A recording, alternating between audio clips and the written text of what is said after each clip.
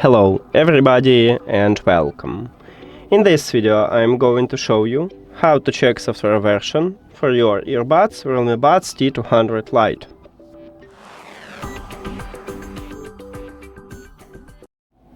You have to start by open REALME Link application, and of course you need to add your earbuds to the app.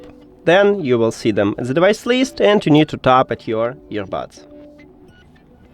Now click at the three dots at the right top. And at the first line we have firmware version. Firmware version is the same as software version. So right here you can check your current software version.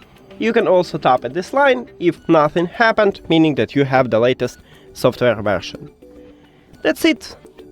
Thank you for watching this video. If you found it helpful, please consider subscribing to the channel and leave a like on the video. See you later!